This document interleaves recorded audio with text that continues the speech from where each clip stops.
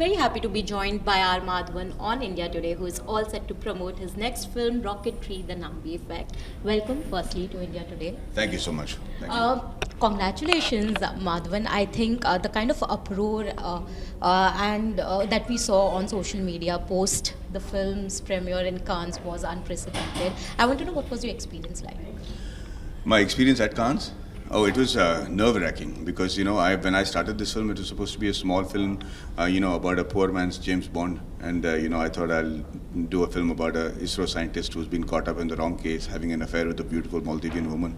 But when I met Dr. Nambi Narayanan, I was blown. And my life changed. I think Madhavan before and after Nambi Narayanan are two different people. But least did I expect it'll be my first directorial debut. It'll be the one that I'll be produced and act. And it's just not things that I was expecting to do in the last 6 years. The last thing I was expecting is my first directorial debut to be shot in 3 languages and premiered at Cannes at the marketing. It's not a official selection, but it was still a selection on behalf of the Indian government to be premiered. So there's a saying that I was all bricks. So at the end of the day, I was just hoping and praying that I don't embarrass the people who trusted me enough to take my film to Cannes. And so throughout the show, I was praying. My wife and I were just praying that they don't get up in the middle and walk out. Or Cannes is a very discerning audience. I was hoping that they don't give me a polite smile and leave the area as soon as possible, because that's a great indication of what they thought of the film. But thankfully, they clapped and they gave me a standing ovation for 10 minutes. So I know that the least I have done is not made a really crappy film. No, and I think the standing ovation was proof enough for that, right? But one thing that is being talked about the most is how much do you resemble Nambi ji in the look that we have seen so far? And I read that you mentioned that no prosthetics were used. Tell me a little bit about that. What was that experience like? So it is uncanny how much of similarity Dr. Nambi Narayanan and I have, physically and personally as well. Both have hair and original hair. But I had to do a lot of things that has never been done before in cinema. So I didn't have a precedent to follow. And so I had to go into research for almost 2 years to see how we could put on weight, lose weight without screwing up our health. Right. How I could change the hair to look like his and make it really silky, wavy like he has in long hair. And that took me 18 hours on a chair every day. How I had my jaw and my teeth realigned to look like him. The reason I did all this was not to prove a point, but because there's a particular place in the script, in the story, where I had to look exactly like Nambi sir, and you will see it when you see the film. So me and my scientists, artists who actually acted her, they all went through this process of transformation, which has never been done before, because we decided to keep no prosthetics. The reason we did that, like I said, was not because of gimmickry, but because everything shown in the film is so true, so accurate, and so real. There's been no cinematic liberties taken in the film, that I didn't want the audience to think that because it's a stuck-on beard or a mustache or a padded wig, that you can take the rest of the film also with a pinch of salt. So it was a great penance on our behalf. I can only imagine, and I am so excited to watch the film in totality, knowing the kind of hard work that has gone behind it. But tell me, taking the director's seat as well, it's not easy, especially when you have to sort of navigate between being a producer, director, so many hats, right? And also directing Shah Rukh Khan and Surya in the film. Tell me a bit about that. I'm very fortunate to have very good friends in the industry. So the first part of your question, I think we were in a state of absolute maniacal. I think it has to be insanity to actually take up a project like this, or do a project that is way beyond my market capabilities in terms of recovery and everything else associated with the film. Shooting it in live sound with 50 years in 8 countries and 3 languages. We've not dubbed it, we've shot it. But when I mentioned about this story during the shoot of Zero, Khan Saab was, I didn't know he was even listening to it properly. He just said, you always do something different, I'm very proud of you. Then when I met him after several months on his birthday, he said, that movie on this rocket scientist, I want to be part of it. So I thought he was being nice to me, and I said, thank you. And he said, no, I'm serious. Give me a passing in the back. I said, exactly, that's how I laughed. And then he was trying to convince me, but then all the friends surrounded him, and so Sarita and I thanked him and we left. 2 days later, my wife said, thank him, send him a message saying at least he remembered your script. So I sent a message to his assistant manager, and she called back and said, he wants to know when you want the dates. I said, what are you saying? Don't give me all these hopes, yeah, because I'll start believing it's true. Yeah. She said, no, he wants to do it. I said, I can't have Khan Saab doing a passing in the background. I mean, there is one role. But she said, how many dates do you not want and when do you want it? And that was it. Khan Saab came. He didn't take a penny from me, a pie from me. I'm still trying to see how to say thank you to him. He got his own clothes. He did everything, and I thought he had done it because of his love and affection for me. I think apart from that, the way he met Dr. Nambi Narayanan and his reaction on his face told me that there was a lot more to it than what I thought. Right. And the same thing with Surya. Surya is a great dear friend of mine, so he was part of the process, right? But the thing is that when he came to know, I said, Surya, this is him. He said, so I said, Tamal, I said, Surya, you have to. He said, yeah, I am doing it. And then he said, tell me when Khan Saab is coming. I don't want you to waste your time. I'll adjust my dates. When he's coming, I'll come before or after him. And he got his own writer to translate his dialogues. I mean, the enthusiasm and commitment that both of them showed. If you ask me today whether this industry has good or great people, and I can tell you with full conviction that there are some really, really great people, and especially for somebody like me who's an outsider, just having them on my dial and being able to talk to them is a big privilege. You know, in fact, I know that you have always taken, sort of pride in the fact that you have been able to crack into the industry despite coming from the outside, and it is all thanks to people embracing and welcoming you, right? But do you see a change within the industry now that we actually talk about this outsider-insider thing a lot more than we used to? You know, I think it's unfortunate that we talk about it because everybody who's an insider today, and especially big stars, they've all been outsiders. Very few of them have actually been, from the industry.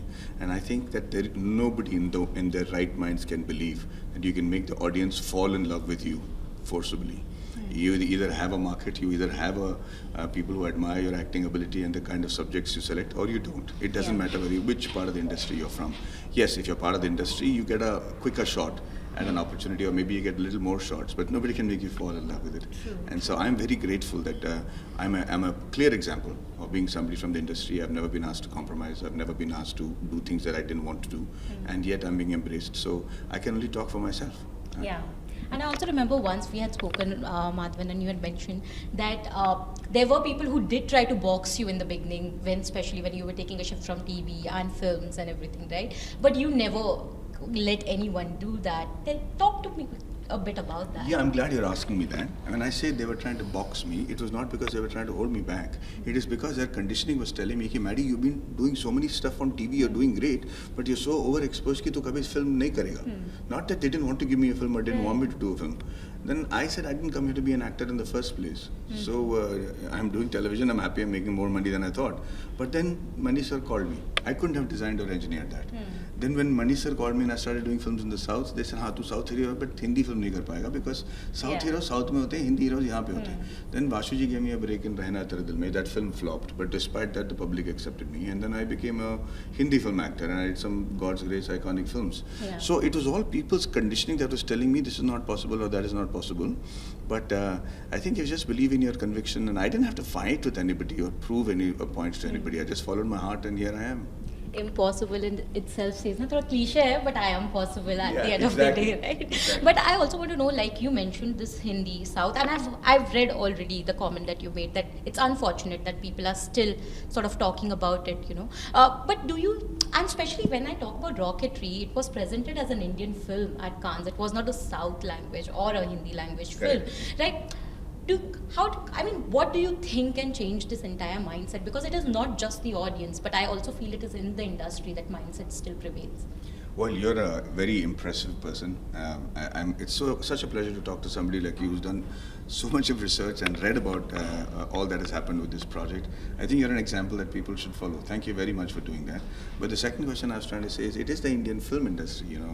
We like to, it's actually sort of having a family. Within a family, you'll always have fights. Yeah. You'll always try to prove something because getting into a conflict is the nature of the mind. But if somebody threatens your family, then there is no way you let those fights get in the way of you standing together as a family. Similarly, if you're a society, if somebody is, you'll always have a fight with your neighbors, but somebody is threatening the society, you get together collectively. It's instinctive. So yeah, within India, we will keep fighting. The Tamil industry better, Hindi industry, Telugu industry, Malayalam industry, Marathi industry. But hey, when you're putting a united front, then everybody gets together. It's instinctive. It doesn't have to be inculcated or begged to be done. True. But do you think this internal fight भी कभी तो मतलब कुछ तो कम होगा? नहीं होना चाहिए. Why should I think conflicts give rise to creativity. I think you should keep fighting. You should keep, but keep it in the nature of a competitiveness and not a nastiness. And that's what is happening right now. Nobody's pointing fingers at each other. They're just saying, "Yeah, he was right. I was right. We are better. He's better."